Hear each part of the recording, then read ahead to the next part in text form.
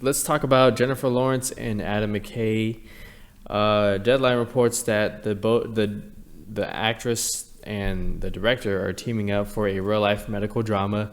The film will tell the story of Elizabeth Holmes, who founded a medical startup company called Theranos, which was known for their blood testing. Back in 2014, the company was worth $9 billion, according to Silicon Valley, with Holmes' net worth at least half of that.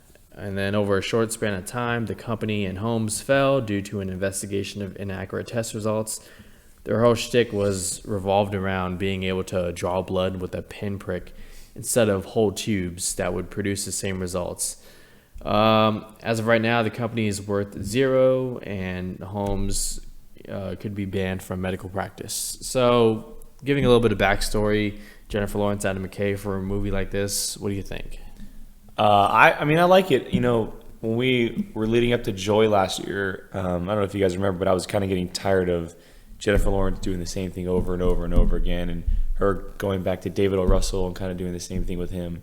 You know, we saw Adam McKay do The Big Short last year and what he was able to get from the likes of Steve Carell and Ryan Gosling and Brad Pitt and some of the younger actors in there as well. I'm very interested to see what he's able to get from Jennifer Lawrence. It sounds like a different kind of role that she hasn't played before.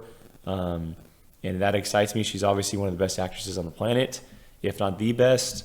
So yeah, anything that she touches, it's exciting to begin with. But when it's something different like this, there's definitely a little bit more excitement. And the fact that Adam McKay is attached after last year's Big Short, I'm totally in, because, you know, Adam McKay, he's known for his comedy, but there was some great drama in The Big Short, and he was able to capture something that a lot of directors probably wouldn't have been able to capture. So I'm definitely excited for it. Yeah, prior to The Big Short coming out, I would be iffy on this. Like, is this going to be a comedy about this type of source material? But after The Big Short, seeing what he did with that, tackling a true story, and how difficult that story was to tell, and how well he directed it, it was nominated for Best Picture. Some people were saying it was a favorite to maybe potentially steal it from Spotlight. And well, it won one of the big awards leading up to the Oscars. It was Adapted screenplay. No, it won Best Movie. It did win Adapted Screenplay at the Oscars, but it won Best Movie at. I don't think it was. Was it the Directors Guild? It might have. It was something, and it was one of the ones where it was something important, and it leads up to the Oscars, and it's always like a tell. I think it might have been the critics. Yeah, so it did win a big award last year. Yeah, and then after it won that, people were saying, "Oh, it might win the Oscar," but Spotlight was probably the best film last year, so it won for sure. Yeah, I love this. How can you not? I think Adam McKay is moving into those tier of directors where every year, if he has a movie coming out near the end of the year, you can, bet it's going to be in the discussion for Oscars. And I think this is another one of those movies.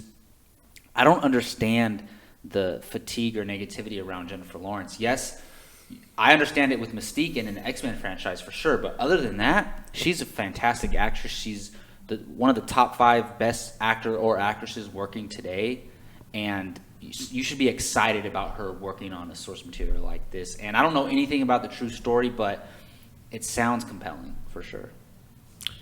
Well, I'm glad she's not doing another David O. Russell movie, so it's good to see her working with other directors and spreading her rings. She's working with Darren Aronofsky also. Is that his name? Aronofsky. Aronofsky, yeah. Yeah, and this project sounds exciting. I'm looking forward to it. Adam McKay, he adds his own blend of humor and kind of tells the story in his own way, which makes it more fun. He did that with Big Short, and I'm curious to see what he'll do with this one.